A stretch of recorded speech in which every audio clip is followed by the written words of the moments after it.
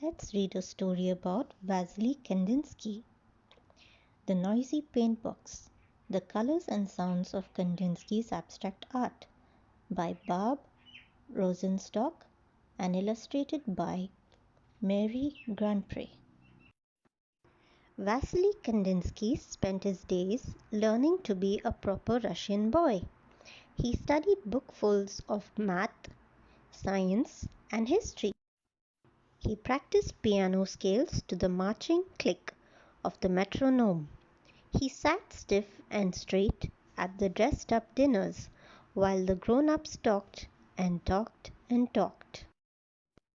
Vasya's well-off world was perfectly polite until the day his aunt gave him a small wooden paint box.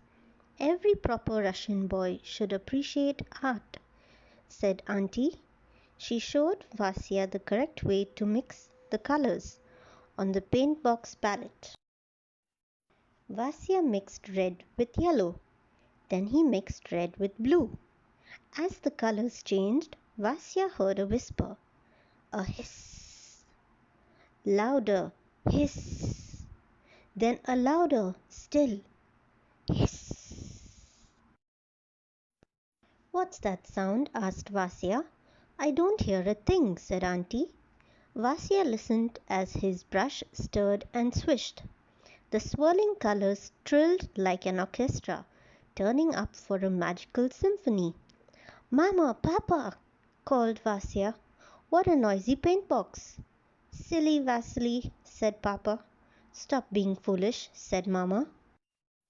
Vasya painted the sounds of the colors. He spun a bright lemon circle onto the canvas. It clinked like the highest notes on the keyboard. He brushed a powerful navy rectangle that vibrated deeply like the lowest cello strings. He tossed up jagged swashes of blaring crimson and added cheerful dots of burbling green, clanging orange and tinkling violet. Vasya painted and painted until the colors went quiet. "Look what I made!" shouted Vasya. "Is it a house?" asked Auntie. "Is it a flower?" asked Mama. "What's it supposed to be?" asked Papa. "It's music," said Vasya, waltzing his painting around the house. "Calm down," said Mama. "Do some math," said Papa. "Heavens," said Auntie. "This boy needs a proper art class." So Vasya went to art class and learned how to draw houses and flowers, just like everyone else. As the years passed, Vasya finished school and studied to be a lawyer. He ignored his noisy paint box and lived the way people expected. But Vasya couldn't ignore the sounds of the colors singing to him in the streets of Moscow. The canary-colored mailbox whistling as he rode to work. The scarlet sunset haze ringing above the ancient Kremlin walls. An ivory chorus of snowflakes scattered on the sable collar of his overcoat. One evening, suitably steamed and starched, Vasya attended the opera. As the orchestra's music crashed around him, the colors of the noisy paint box twirled wildly in his mind. Stomping lines of vermilion and coral, caroling triangles in pistachio and garnet, thundering arches of aqua and ebony with shrill points of cobalt and saffron. Vasya heard the colors singing. Vasya saw the colors dancing. And Vasya was never quite as proper again. He quit his job teaching law and moved from Moscow to Munich to be a painter. He studied with his famous teacher, then that one. "Is it a house? Is it a flower? What is it supposed to be?" his teachers asked. Vasya wanted to paint the colors he heard, but maybe the famous teachers knew best. Once again Vasya put houses and flowers and animals and people into his paintings, just like everyone expected. His teachers were happy. Vasya was not. His artist friends understood. They too were tired of painting pretty landscapes and pretty ladies. They thought art needed to change. "Art should make you feel," Vasya told them, "like music." "Exactly," said his friends. but none of them knew how to paint feelings. Till the day Vasya grew brave enough and invited the world to see his paintings, roaring from his noisy paint box.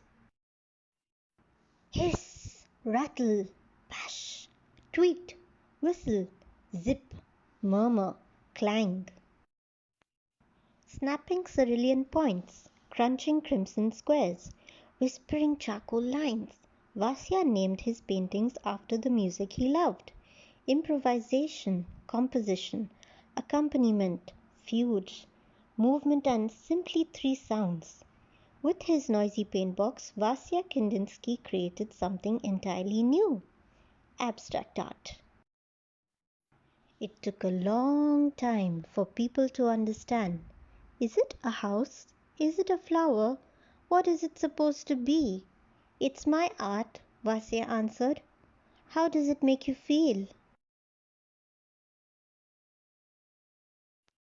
Hiss, rattle, bash, tweet, whistle, zip, murmur, clang, hiss. Good morning, children. Today in Creative Skill, we'll be learning how to do a technique known as Kandinsky's color technique. When you finish, it will look something like this, or maybe better. Now let's find out what material we need to use. To do this activity, we'll be needing crayons. But if you color for a long period of time, your hands might start hurting. So instead, you could want to have a brighter outcome, so you could use color pencils. Or if you prefer, you could even use paints. I want to finish my artwork quickly, and so I shall be using markers. And to make my work even more brighter, I will be using highlighters. So let's get started, children. First of all, we'll be needing a paper. Most of us are working in our art books, so that's fine. People usually use square sheets of paper, but it's alright if you have a rectangular sheet. To start with, we will take the paper and we will fold it. If we are working in an art book, it's fine if you cannot fold your sheet of paper. Just make sure you take the paper and you take your scale and draw lines across. It's absolutely fine if the sheet is rectangular. So, as I said, we will be folding our sheet into half and again folding the same sheet into half again. And we will be working on each sheet of paper. First of all, I want to get perfect circles, and so I shall be using objects to create those perfect circles.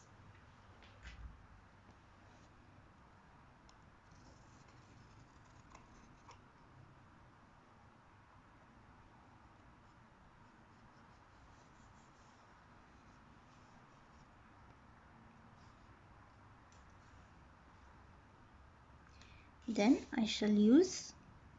I'm using my bangle. You can use anything you like to get a bigger circle. You might not have an object that's of a bigger radius, so you could draw a freehand circle.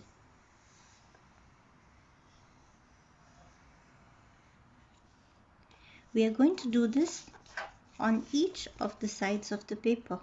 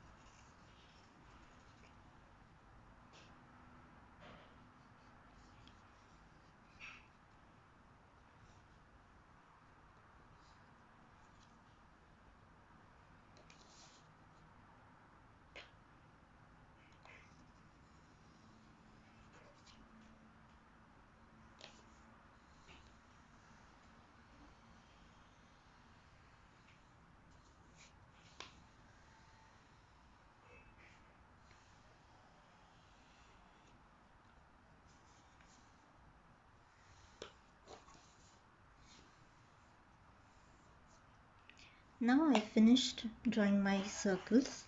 I'm going to open the sheet of paper, and this is what the final outcome will look like.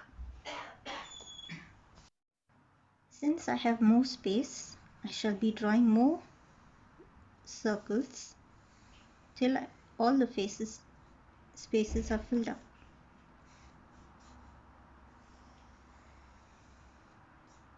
If you notice, I'm not going outside the boundary of the line that I can see.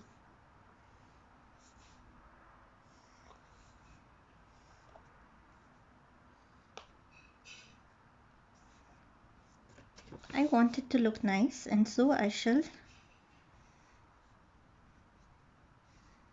make the edges of the circle that we cannot see.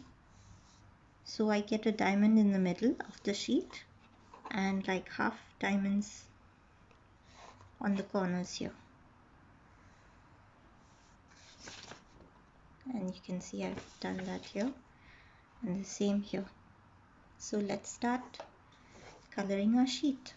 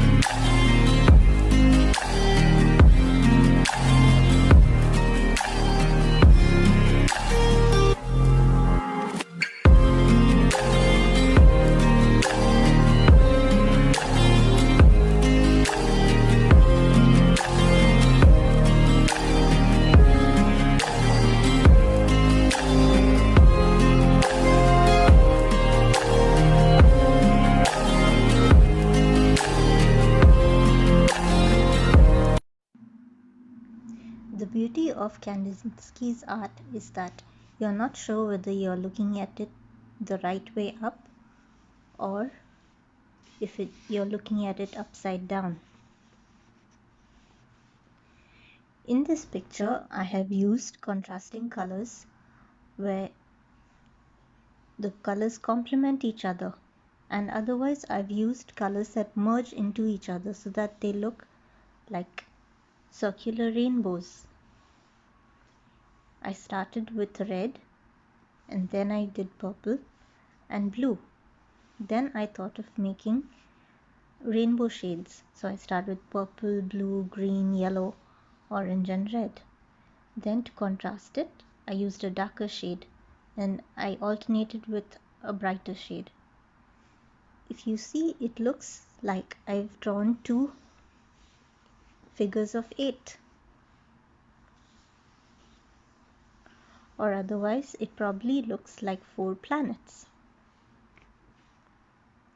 Or maybe 4 drops of water that fell into a rainbow lake. Or maybe a spiraling cinnamon rainbow bun. Or 4 of them, rather. Maybe because of the title, you know it's upside down. But otherwise, you wouldn't know the difference. Another way of looking at it is the fact that they probably look like 4 rainbow lollipops. Or they could be rainbow colored shells of snails. Or otherwise the solar system being seen in a very quick manner where the shutter speed was extremely high. I hope you'll try Kandinsky's color technique and enjoy the results you'll find. Thank you.